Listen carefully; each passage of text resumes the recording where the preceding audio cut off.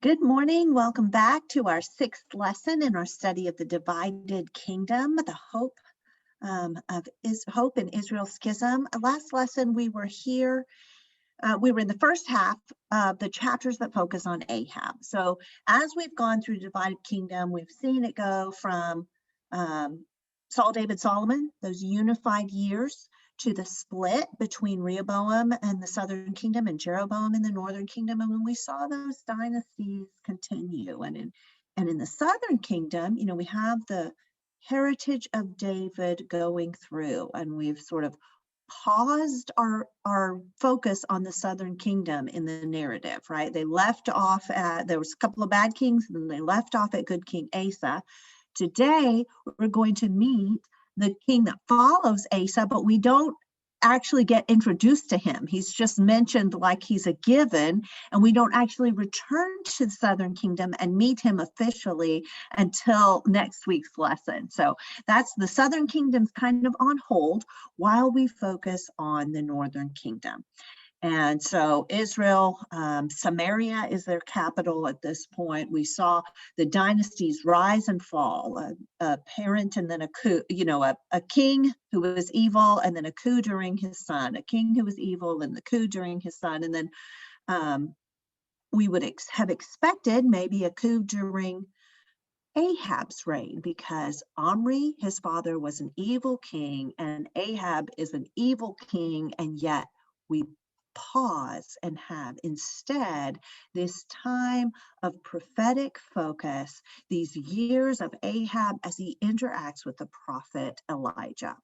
So what happened with Ahab, and what messages in that stood out for you?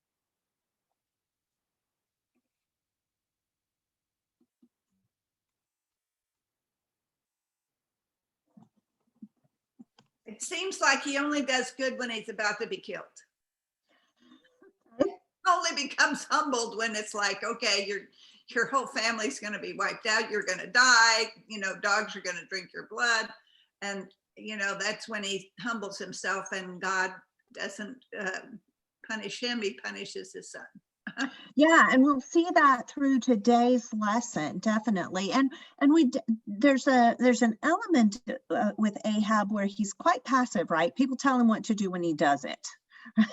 Sometimes he does good things, sometimes he does bad things. What was the situation with Ahab, through last week's lesson? Look at the beginning of chapter 17. What did Elijah declare by the word of the Lord?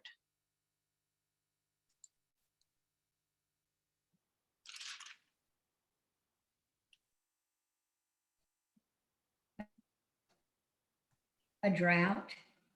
Yes, this drought really plays into this series of stories, right? We know that Baal is a god.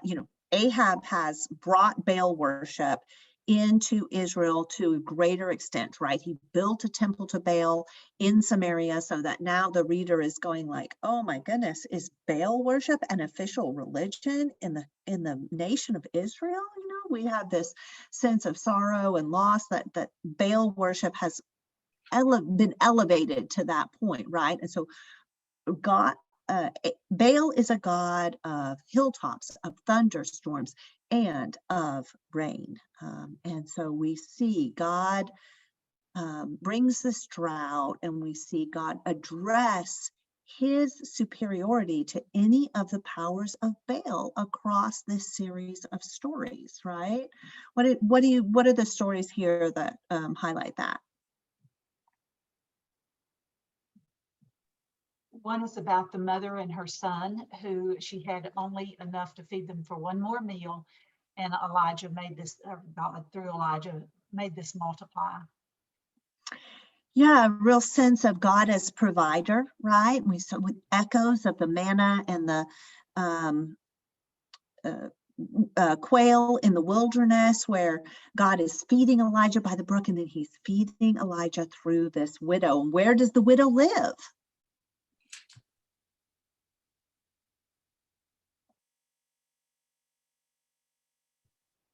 Zaraphath.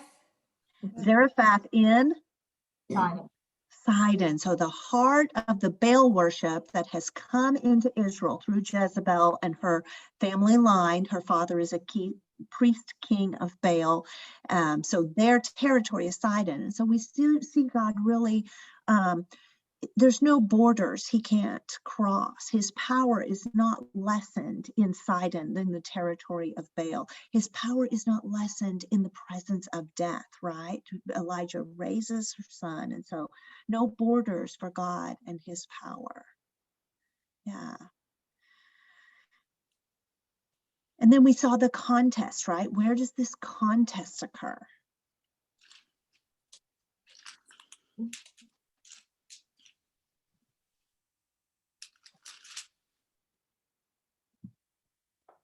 Mount Carmel. Oh, Mount Carmel. Mount Carmel.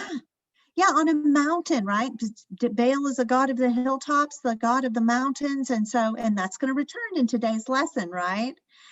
You know, the people from outside go, oh, maybe the Lord God of Israel is a God of the mountains, not the plains, right? That comes back.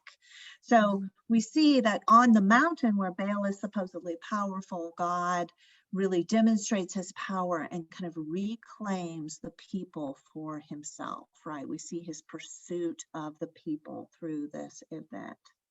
Well, other comments or questions from last week before we start chapter 20.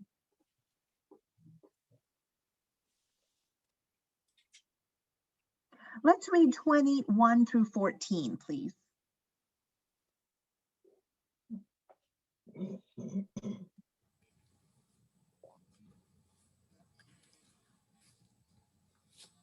Now Ben-Hadad, king of Aram, mustered his entire army. Accompanied by 32 kings with their horses and chariots, he went up and besieged Samaria and attacked it. He sent messengers into the city to Ahab, king of Israel, saying, "This is what Ben-Hadad says. Your silver and gold are mine, and the best of your wives and children are mine." The king of Israel answered, "Just as you say, my lord the king, I and all I have are yours." The messengers came again and said, "This is what Ben-Hadad says. I sent to demand your silver and gold, your wives and your children. But about this time tomorrow, I am going to send my officials to search your palace and houses of your officials. They will seize everything you value and carry it away." The king of Israel summoned all of the elders of the land and said to them, "See how this man is looking for trouble? When he sent for my wives and my children, my silver and my gold, I did not refuse him." The elders and the people all answered, "Don't listen to him or agree to his demands." So he replied to Ben-Hadad's messengers, "Tell my lord the king, your servant will do all you demanded the first time, but this demand I cannot meet." They left and took the answer back to Ben-Hadad. Then Ben-Hadad sent another message to Ahab. "May the gods deal with me, be it ever so severely, if enough dust remains in Samaria to give each of my men a handful." The king of Israel answered, "Tell him, one who puts on his armor should not boast like one who takes it off." Ben-Hadad heard the message while he and the kings were drinking in their tents, and he ordered his men, "Prepare to attack." So they prepared to attack the city. Meanwhile, a prophet came to Ahab, king of Israel, and announced, "This is what the Lord says. Do you see this vast army? I will give it unto your hand today, and then you will know I am the Lord." "But who will do this?" asked Ahab. The prophet replied, "This is what the Lord says. The junior officers under the provincial commanders will do it." "And who will start the battle?" he asked. The prophet answered, "You will." Thank you. Okay, so back when Baasha, we talked about the rise of a new dynasty and a coup in the rise. Okay, Baasha is a dynasty ago, and back when he was king of Israel, Asa, the good king of Judah, had convinced a king called Ben-Hadad of Aram to break his alliance with the northern kingdom of Israel and attack them. And they lost several cities that way, right? We think that this Ben-Hadad is probably his son, especially based on some commentary at the very end after the battle. So this is kind of a repeat of the attack a generation later. So Ben-Hadad, probably the son of the previous Ben-Hadad. And what is happening with these messages that Ben-Hadad sends Ahab?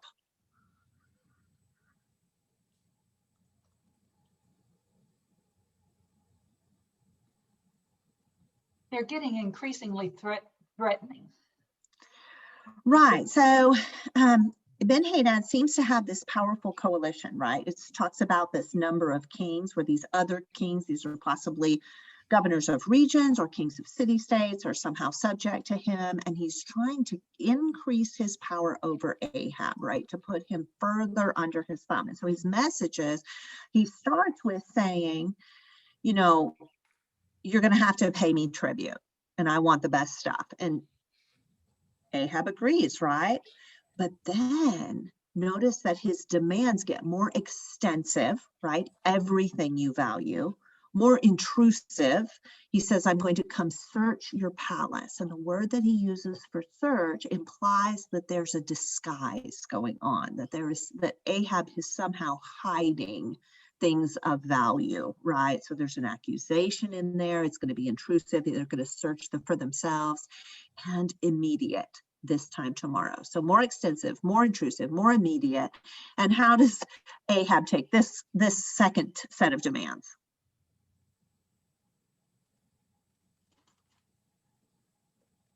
He calls in his elders and his people to discuss what their plans will be if they're going to answer this.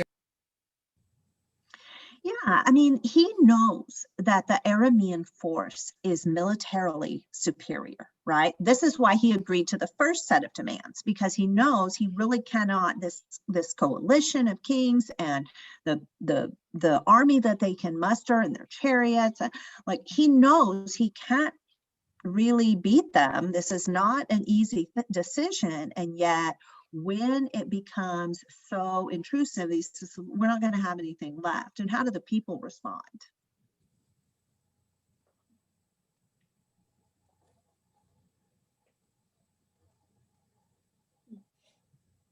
They don't listen to him. Don't do it. Yeah, they don't want to go down without a fight, do they? Right? They say, don't agree to these demands. Let's try and fight. Okay. So I like this little section.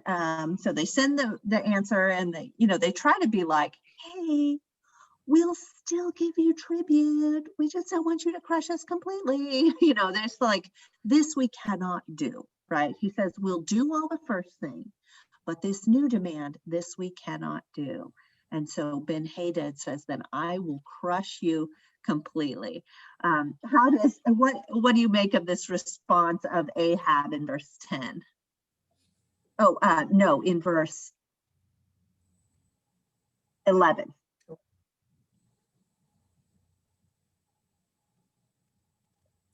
One who puts on his armor should not boast like the one who takes it off. Yeah. It's like, well, maybe we better see after the battle, right? There's kind of an expression here where there's a little taunt in it, in like, his pride is coming back to the fore. Like, let's see after the battle. So meanwhile, Ahab actually gets a word from a prophet. What word does Ahab get? Starting in verse 13. That Ahab would win the battle because of the Lord. He would hand it to him. Yeah, and because of the Lord, right? A prophet comes to the king. Now notice, this is not Elijah, right? This is, we can tell from the context that this is a prophet of the Lord, not of Baal. Last we heard, where were all the prophets of the Lord? Hiding. Yeah, they were hiding, right? Obadiah said, this is in 18, 12, and 13. This is Ahab's palace overseer, Obadiah, that when Jezebel was killing off the prophets of the Lord, that Obadiah had hidden them in caves and provided them with bread and water. But now a prophet of the Lord shows up, and apparently Ahab recognizes him as such. What must have happened in between?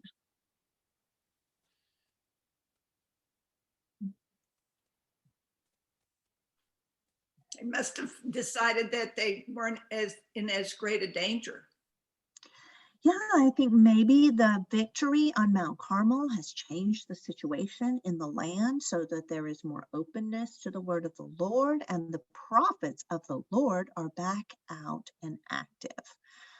We can maybe infer that from this sequence of events. So the prophet comes, Ahab learns he's going to win this victory. Why do you suppose God decides to give Ahab this victory?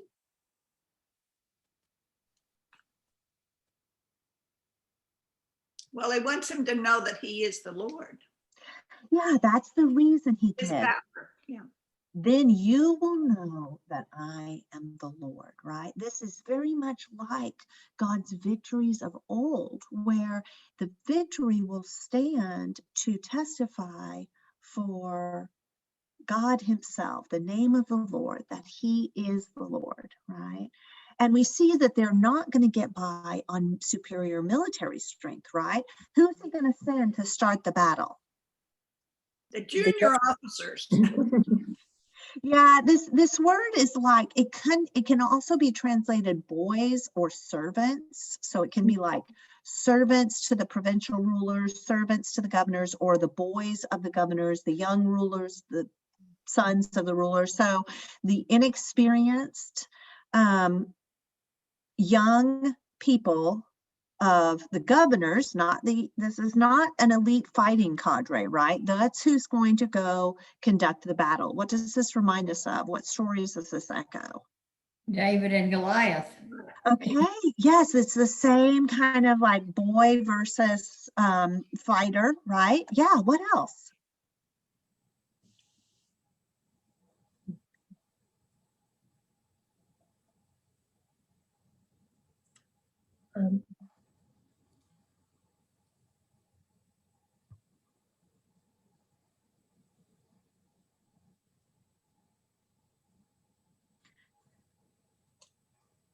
Think about Gideon. What happened with Gideon? Gideon. That's what I was trying to think of. Were you, and what made you think of Gideon about this? Well, I was just trying to, Jericho was what I was thinking about, Oh, and yeah, how they that marched. too. That wasn't what you were thinking of. Anyway, how they Oh. marched around the city with their trumpets and it's just God's power over, the weak, they were weak, and they knew they were weak, and they couldn't do it on their own strength. So when God shows up, and they win, they know how they won. They know how they won. Yes, exactly. Right. So the idea, like Gideon, they kept whittling down the numbers, right? Fewer and fewer, and they're going to win with their torches and jars instead of with military strength. In Jericho, they're going to march around the city and they're going to win with that instead of their military strength. And so the whole conquest of Canaan is done on those terms, so that you may know that I am the Lord, right? Let's read verses 15 through 30. So Ahab summoned the 232 junior officers under the provincial commanders. Then he assembled the rest of the Israelites, 7,000 in all. They set out at noon, while Ben-Hadad and the 32 kings allied with him were in their tents getting drunk. The junior officers under the provincial commanders went out first. Now Ben-Hadad had dispatched scouts who reported, "Men are advancing from Samaria." He said, "If they have come out for peace, take them alive. If they have come out for war, take them alive." The junior officers under the provincial commanders marched out of the city with the army behind them, and each one struck down his opponent. At that, the Arameans fled and the Israelites in pursuit. But Ben-Hadad, king of Aram, escaped on horseback with some of his horsemen.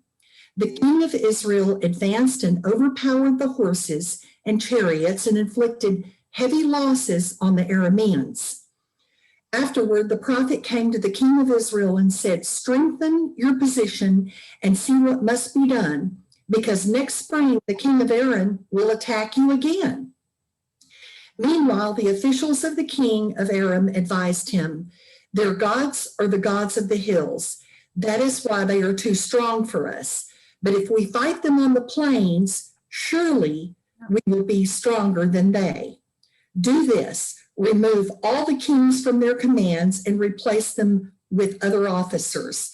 You must also raise an army like the one you lost, horse for horse and chariot for chariot, so we can fight Israel on the plains.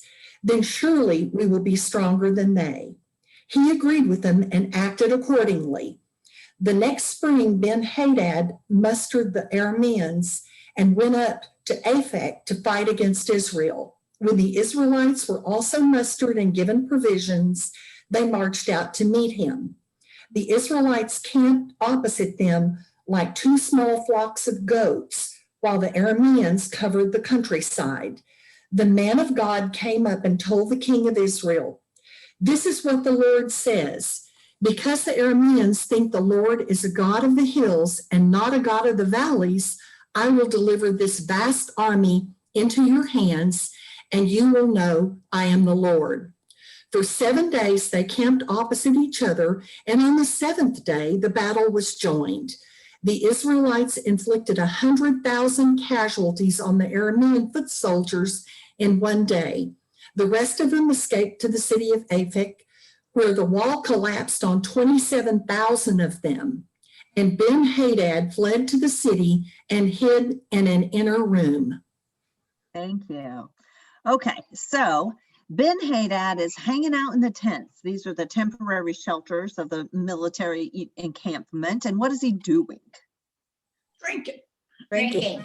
Yeah, getting drunk and giving stupid orders, right? Like this is like if you think about his sort of incoherency about taking them alive, if this, then that, he's going to take them alive either way. Taking a fighting force alive is much more difficult than just striking them down, right? Because they're trying to kill you and you're trying to hold back and not kill them and capture them. And so this is not necessarily, this is an order that could only be carried out if they had all the advantages, right? And what the reader knows that Ben-Hadad does not know is that they do not have all the advantages, right? The young men, each one of them strikes down his opponent. Okay, that would be not a natural victory, right? They wouldn't naturally each one win his own little battle, but they do because of the power of the Lord. And they win that battle, and the Arameans are going to come back and attack again. What's their logic? What do they use as their plan? They will win in the hills and the others will win in the valleys. So they'll fight in the hills. Okay, so there's a couple of things going on here, right? From a military strategy standpoint, an inferior force will sometimes be able to use terrain to enable them to win against a superior force, right? We can think of it back even in our own history and see that happens sometimes where the terrain works in the favor of the guerrilla warfare, the inferior force, right? So militarily, it makes sense for them. They have a superior army, move it to the plains out in the open where they can crush this force of Israelites, right? And their other logic is God must be a God of the hills, right? And you notice they say they're gods, right? They're thinking of Israel and this God in the same terms as all of the surrounding gods. And you say, well, their gods must be gods of the hills and not the plains. Well, is God going to stand for that? No. This is exactly the sort of thinking that God counters with his power over and over through the scriptures, isn't it? Right? This is where he makes a show that supports his name, right? Supports his nature, defends the nature of the true nature of God as the one true God that is God everywhere. And so what image do we see about how the Israelites are outnumbered? That's what I was going to say. The two small flocks of goats where the Armenians are covered the whole countryside. Two small Right? flocks of goats. It's very vivid, isn't it? Right? Tickles. This idea like these two pathetic little flocks of goats. And yet, what is the victory like? It's complete. Yeah, it's quite a routing. And what callbacks to our history do we have in it?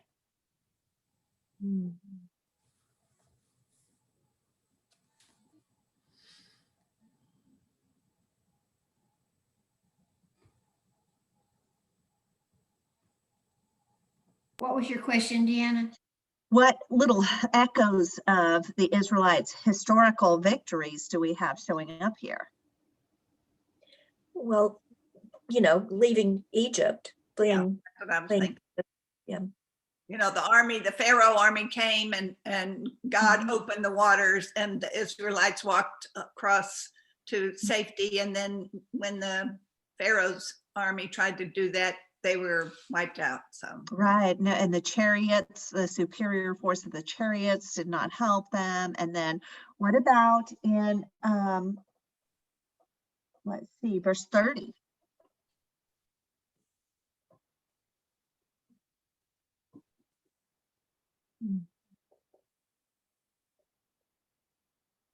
he collapsed a wall on them, Right. Like Falls of Jericho.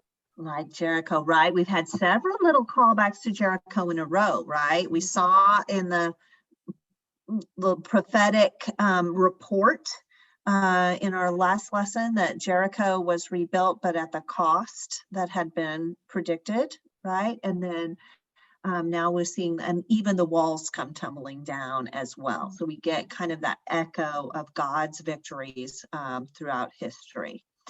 And the Arameans have been soundly beaten on the plains as well as in the hills, and they are running out of options. And they Ben-Hadad, the king, flees and hides in an inner room. Right? We've got a lot of stories where someone hides in an inner room. And then we see, look at verse 31 through 34. So his officials say, hey, we have heard that the kings of Israel can be merciful. Let's go with sackcloth around our waists or loins and ropes around our heads or necks. So this is a sign of humility with the sackcloth, right? The sackcloth would be used for mourning, but it would also be used to humble yourself, to say, I'm at the bottom. This is my low station. And this sign of submission, right? Ropes, maybe they're being led along, right? So they're going to go with sackcloth and ropes and ask, will you spare Ben-Hadad's life? Now, how are we supposed, so they go and the king answers, is he still alive? Verse 32, he is my brother. How is the reader supposed to feel when we hear Ahab say that?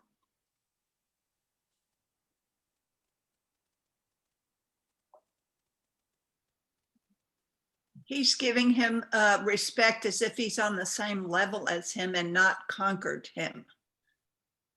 The Lord conquered them, and yet Ahab is saying, oh, he's my brother. We're the same, we're sharing in glory, and he is not really sharing in glory. That's not a good thing. Right. And I think I like the way you've put that. Whose glory is Ahab diminishing by doing that? God's. Right. So as a reader, we hear this as a red flag, right? We are supposed to feel the beginnings of a sense of dread as readers, oh, this is not going to go well. So the men, of course, take it as a good sign and are quick to pick up his word, right? Isn't that a telling about human nature? This is what we do, isn't it? Yes, your brother Ben-Hadad. And so he says, go and get him. And Ben-Hadad comes out. Ahab takes him up into his chariot. And what does Ben-Hadad get out of it? Verse 34.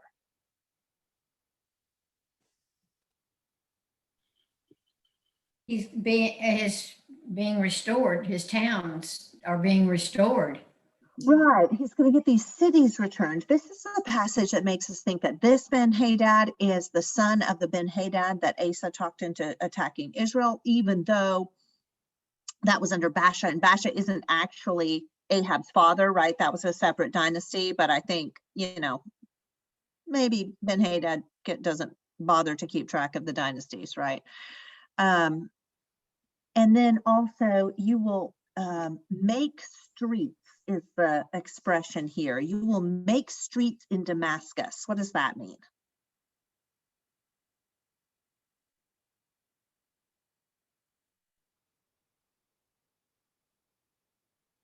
The NIV it sort of gives you a less literal interpretation. How does the NIV read about Damascus in verse 34? Your own markets. Yeah, this is trading privileges. Right. He says, I'll give you back these cities and you'll get trading privileges. So this is financial gain, this is prestige. And so Ahab lets Ben-Hadad live for what sounds to him like good reasons, right? They're saying, the people come and say, won't you show mercy? He gets these opportunities for financial gain. And yet here again, we have the echoes of the previous stories from Israel's history. Do you remember when Saul was supposed to wipe out the Amalekites, and what did Saul do instead? He allowed them to leave, and he kept the plunder. He kept some of the plunder. He said, but it's for sacrifice, and he allowed the king to live, right?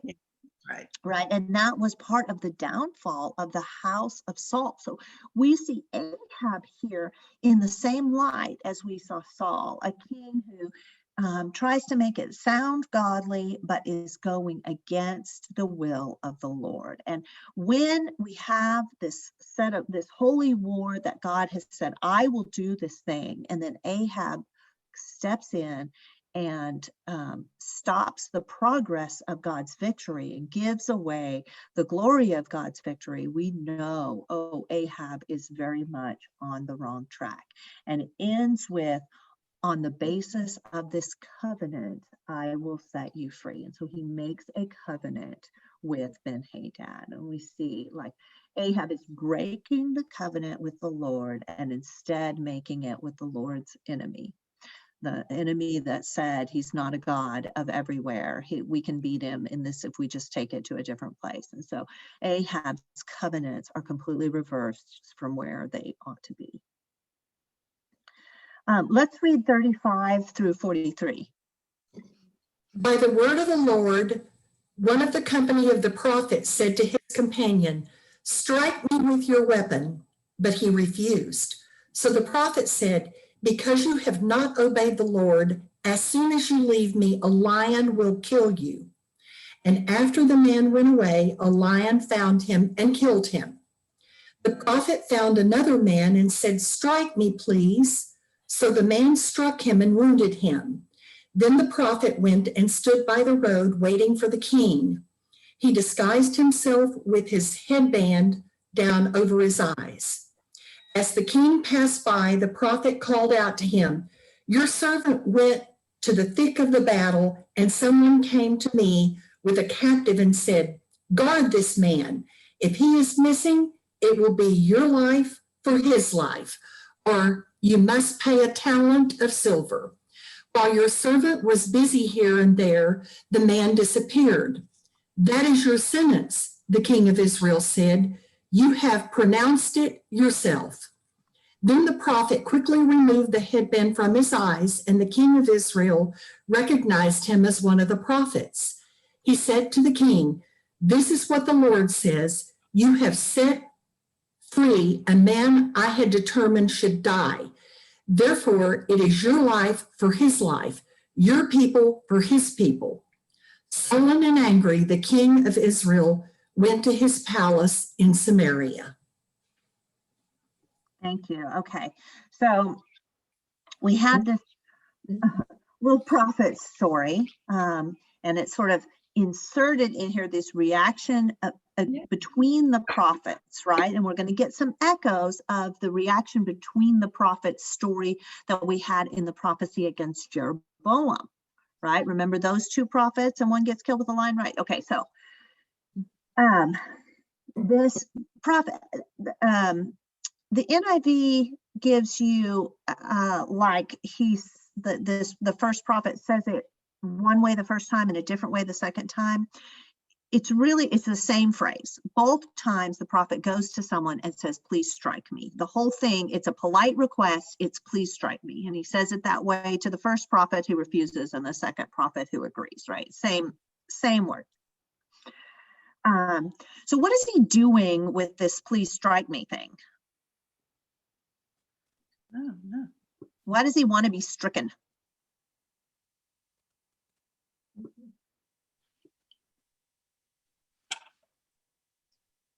Looked like he had been in battle.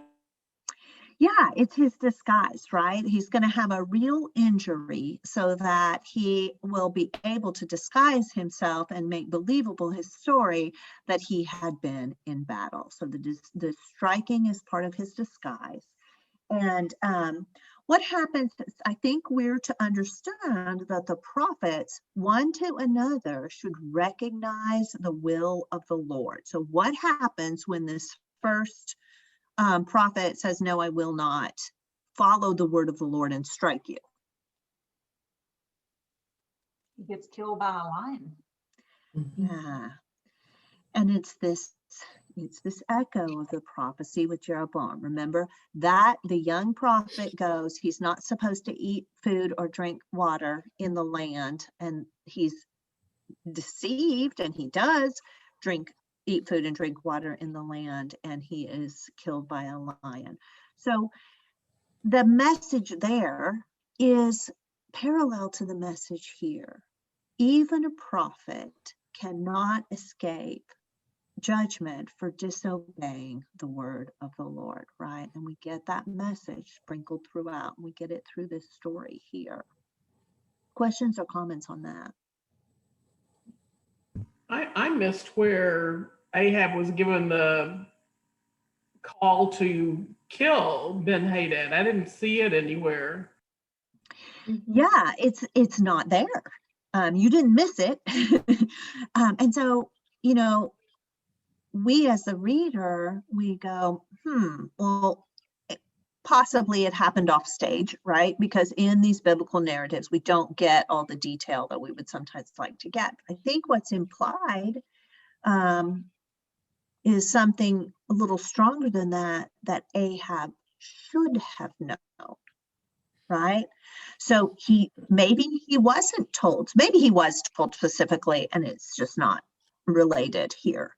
But I think the way that the story unfolds, it's more like he should have known, because God is directing this war and Ben-Hadad hijacks it for his own power, prestige, profit, right? He should have recognized that when God wins the battle, that the plunder is, the word here is devoted to destruction. Your NIV says, I think, determined should die in 42, but that is that word karem that we see in the conquest of Canaan, in Jericho, where God says the plunder is devoted to the Lord, to be sacrificed. Everything is to be sacrificed in devotion to the Lord. And it's the troubler of Israel, Achan, who takes some of that plunder and then brings the wrath of God on the people. So we have, again, sort of those elements of who's the troubler of Israel that we saw. Ahab accused Elijah of being the troubler of Israel, a la Achan, but instead Ahab is the troubler of Israel, where he is not devoting to destruction the things that he should have known as the leader of Israel. Does that seem plausible to y'all? I think it's implied, but you could say, well, not fair. And that's valid too. I thought it was strange back in verse 18 where Ben-Hadad said, if they've come for peace, take them alive. If they've come for war, take them alive. I Yeah, thought the whole thing was destroy everybody. right. I think couple possibilities there. One of my commentaries said he's drunk and he's giving incoherent orders. So that may be one thing that's going on, or it may be just a sign of his arrogance, that he thinks he has such a superior force that he can even take alive a group that is coming out to kill him because they're so, pathetically outmatched. And Ben-Hadad thinks he can do whatever he wants, even though that's more difficult than striking them down. So kind of two ways to think about that. Deanna, I'm a little concerned about when I read in this passage, it doesn't make it sound to me that it's the prophet that's killed. It was the person who was supposed to strike him down. Right. But he said to another prophet, right? One of the prophets said to another prophet, it's like they're in a group of prophets. Oh, he just says to his companion, and that companion is a prophet. Yes. I wonder what, that's the NIV says companion. Let me check. That is 35. Let me find that. Mine says neighbor. The word is another. It's friend, companion, fellow, another of the same kind. So Okay. I think we would read that as one prophet says to another prophet. Okay. What else? Well, I was curious about that. I was reading that and it didn't make sense to me. It looked like it wasn't a prophet.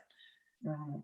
And then he finds yet another and says, please strike me. Same request. And he gets his disguise, right? He gets, you strike me with your weapon is not the word weapon isn't in there, but it's kind of implied, right? It's a wound enough that he will be able to look like he's in the battle. So the prophetic sort of object lesson is coming back up here, right? We see this in multiple places, even in the New Testament. We see a prophet go to Paul and take his belt and bind his hands with it. There's often the prophets will use an object lesson to make their point, and they do that here. And Ahab he hears this story, and how does Ahab respond to the story of the lost prisoner?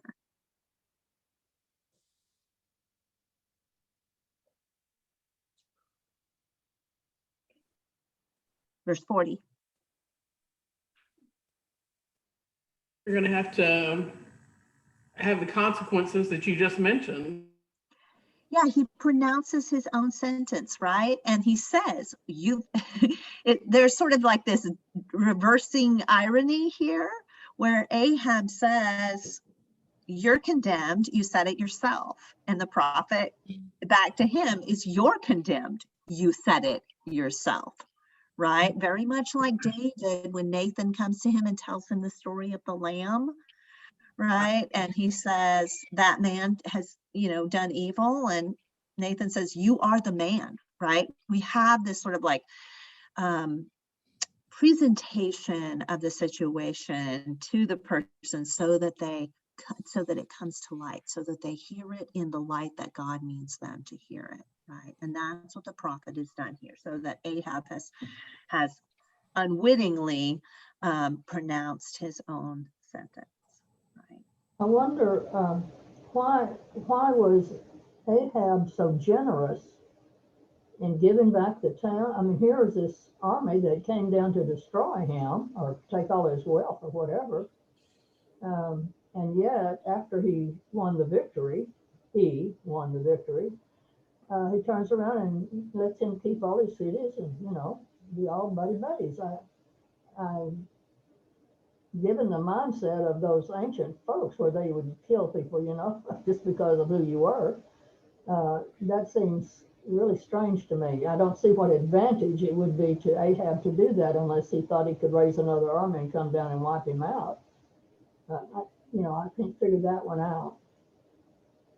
I think it's a great point. And where is Ahab's confidence in his victory? Does he have confidence in his victory if this is his response to Ben-Hadad? I think think he has great God- that confidence in God his gave own him the self. victory. Yeah. His own Right. self, yeah. Yeah, so if he had faith in the Lord, that the Lord would give him the victory if he followed the covenant of the Lord, then he would never just turn around and take the first option and make a covenant with the enemy of the Lord, right? So we really see Ahab's lack of faith, lack of confidence in the Lord, lack of willingness to rely on the Lord. And I was just also thinking about that too, that he didn't, the prophets are coming to him and telling him that the Lord is going to give him the victory. But he's not consulting the prophets. He's not asking for God's advice. What does God want me to do here? He's not, he isn't depending on God at all. God's just Yeah. giving him the victory. Yeah, and we see that like maybe God continues seemingly to pursue Ahab, doesn't he? Even though Ahab is not pursuing him. Yeah, that's what. Yeah, great point. When we look at chapter 21, I've spent less time with it because it is, I think, a more familiar story. Would you all say that? Yeah. This Naboth's vineyard story. And we see some of these same elements show up in this story. So looking at chapter 21, Ahab wants Naboth's vineyard. What is he going to make it into? Verse 2. Vegetable garden. Vegetable garden. It's a vineyard, and he is going to make it into a vegetable garden. There are passages talking about the difference between the promised land, which will be the inheritance of the people, which will be a land that is like a vineyard that God tends. It will not be like Egypt, that was like a vegetable garden. And I see I failed to write that reference down, so I'm going to find it for you in a minute here. But this idea that he's going to make it into a vegetable garden, if we kind of pull out a little symbolism there, we see he's much more like the Egypt way than like the Israel way, right?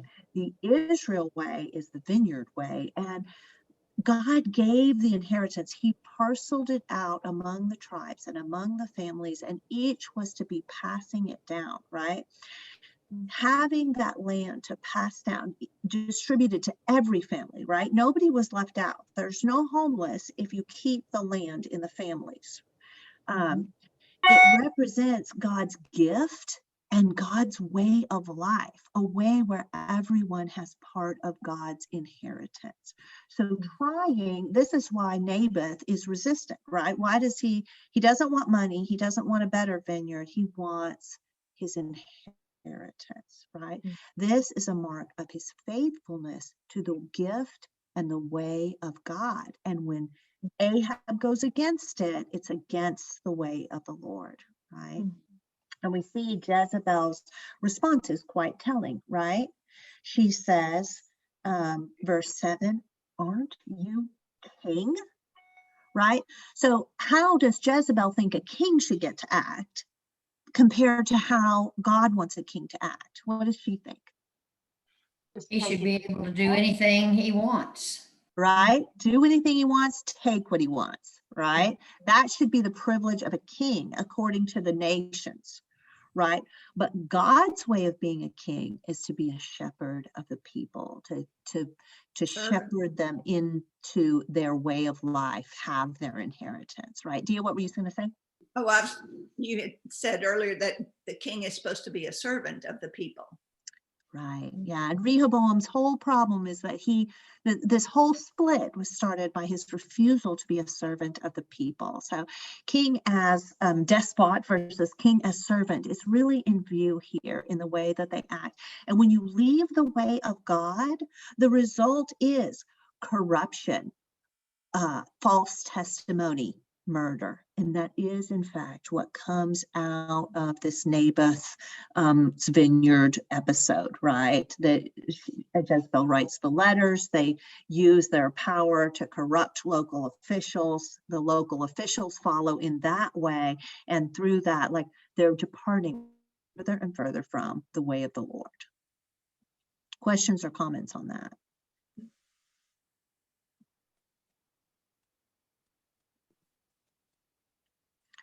We finally get to sort of the wrap up, right?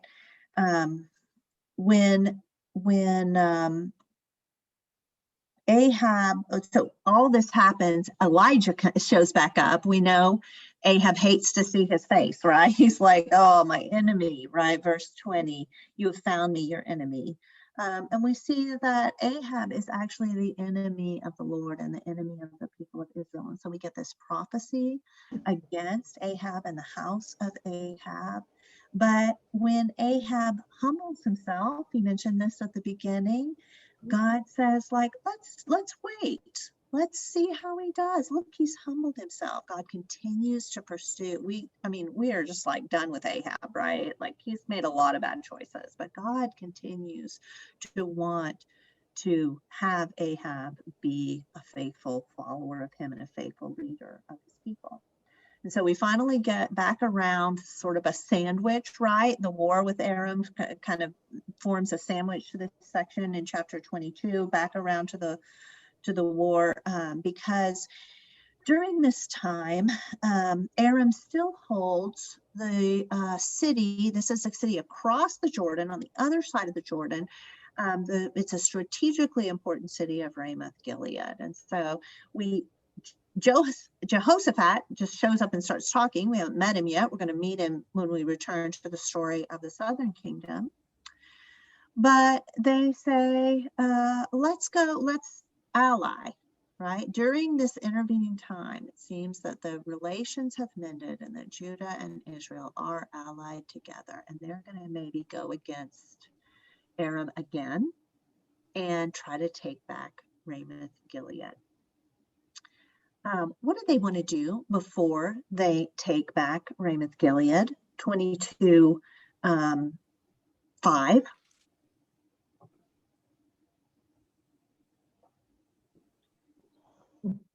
First seek counsel of the Lord. Right, and it's Jehoshaphat that says, let's seek the counsel of the Lord. So what does Ahab do? Verse 6. He gets a lot of his prophets. Right, but who are the prophets of? Well, obviously not God. Right, like it's just implied by the narrative that they are somehow not prophets of the Lord. So we think maybe he uses there's a little phrase here, he assembles the prophets. It's the same phrase in the battle at Mount Carmel, in the contest at Mount Carmel, where he assembled the prophets. So he is sort of implied maybe these are the prophets of Baal. He pulls them all together and they all say, yes, do it, king. There's a real yes man quality to their response, isn't there? Yeah. But what does Jehoshaphat push back on? What does he want? He was a prophet of the Lord. Yeah, let's find a prophet of the Lord specifically. And Ahab doesn't want that because he says the prophets of the Lord are mean to him, right? Like, they never say anything good about me. I don't want them. And Jehoshaphat says the king should not say that.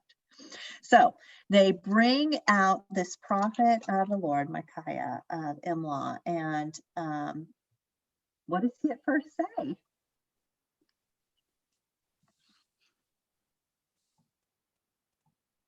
Sure, all these other prophets are right. Yeah. What tone do you think he says it in? Sarcastic. I wonder, because Ahab immediately says, don't give me that. Give me the true prophecy, right? And he tells this story about how a lying spirit has gone to the prophets and told them to be yes men, and that is what's tempting Ahab forward into his demise, right? Just like the Saul was troubled from the Spirit of the Lord, like we're really seeing Ahab as more like Saul than like David, right? He's go ahead, Mary. I guess I took that king to be Jehoshaphat, not Ahab. That said that to him. How many times must I make you swear? I don't know, maybe. Where's that? What verse is this? 16. It just says the king. Said to him. I guess since he was pressing the prophet, I took it to be Jehoshaphat. I don't know. I took it to be Ahab, but I see that there's no, it doesn't specify which one. Hebrew does that a lot. It just says him, him, him, and it may mean 3 different hymns quite often. So, Well, how does that change your reading of it? in 18, it does say the king of Israel said to Jehoshaphat, didn't I tell you he never prophesies anything good about me, but only bad, implying that maybe he was the one that asked the prophet that question. I took it that way because Ahab seems to be the driver. He seems to be, Jehoshaphat seems to be kind of a guest. Even though he does continue to say, let's go find a prophet of the Lord. But I guess it really could be either one. My footnote on 16 says, Ahab immediately, well, he said, here's what it says. Micaiah apparently betrayed his lack of seriousness, and Ahab immediately recognizes this. That's what the footnote says on 16. Yeah, I think that it could go either way, but they took it to be Ahab as well, maybe. Yeah. Notice that Micaiah says, then I saw all Israel like a sheep without a shepherd. Right? It's that phrase that we know very well, that the people don't have a shepherd to lead them. And so we see Ahab with so many chances. He could actually believe Micaiah, he could repent from this battle, but instead he goes into battle in what?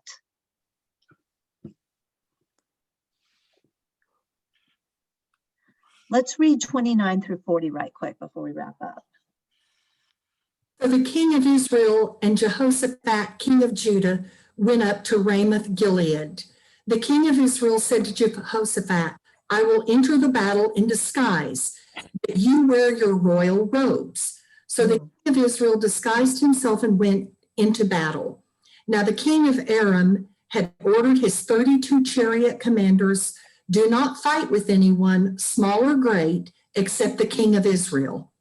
When the chariot commanders saw Jehoshaphat, they thought, surely this is the king of Israel. So they turned to attack him, but when Jehoshaphat cried out, the chariot commanders saw that he was not the king of Israel and stopped pursuing him. But someone drew his bow at random and hit the king of Israel between the sections of his armor. The king told the chariot driver, wheel around and get me out of fighting. I've been wounded.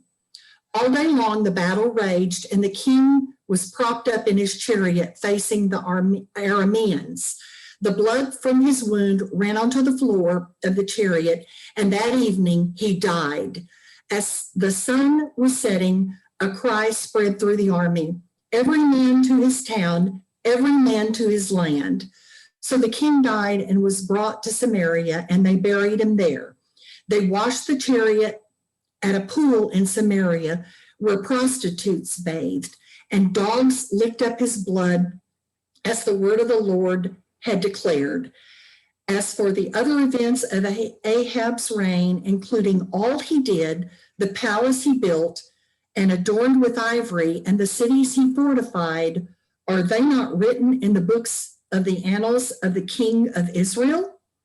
Ahab rested with his ancestors, and Ahaziah, his son, succeeded him as king. Thank you. Okay, so Ahab goes into battle in disguise, right? You see how we have this sort of theme of disguise running through, like Ben-Hadad of Aram says, like, you're disguising some wealth. I'm going to come and take it from you. And the prophet puts on a disguise to, turn the tables on Ahab and have him pronounce his own sentence. And then he thinks that he will defeat this prophecy by going into battle in disguise. But because of the power of the Lord, it doesn't work. Now, the thing I have always wondered about this passage is why Jehoshaphat is willing to go in his royal robes if Ahab isn't, right? Like, I get it. And I think to me, I'm going, well, aren't you a sucker? But I think maybe we're to see that Jehoshaphat has faith in the Lord and Ahab does not. And so Jehoshaphat is spared, even though he looks like the king, and Ahab is killed despite his best efforts to disguise himself from the word of the Lord and escape the power of God's control. Right. And so we have this echo, every man to his town, verse 36, everyone to his land, echo of the prophecy where let each go home in 22:17. So that the prophecy comes true. The dogs lick up the blood as it has been prophesied for Ahab. And this idea of the sheep without a shepherd is so distinct because we know that the kings of Israel have been misleading the people, right? That's the sin of Jeroboam, that he caused Israel to sin, is to lead the people away from God. And Ahab has done that, and then he has doubled down on doing it, and then he has returned to doing it even after God has pursued him. And so we see the whole story of Israel becomes a repeat of like sheep without a shepherd, and not to be resolved completely until Jesus comes to fulfill the promise to be the shepherd, the true shepherd of the people. In Mark 6, he looks out at the crowd and he has compassion on them because they are like sheep without a shepherd. And it's an indictment of the leaders of Israel who have not followed God, but it's a promise for all people that we have a good shepherd that will lead us toward God and is for our salvation and is part of God's continuing pursuit of us so that we too can be pursued by God and have these repeated opportunities to follow him and to learn to follow him in the spirit of Jesus Christ. Thank you for your participation and discussion today. Good lesson. Next week, we will be studying, we'll pick up at 22:41 and we'll go all the way through the end of 2 Kings 1. We're at that border between 1st and 2nd Kings. And we'll go back to Jehoshaphat and see what he's been doing. And then we'll look at what follows for the house of Ahab. Thank you. And Pam has our prayer today, our closing prayer. Are there any other prayer requests?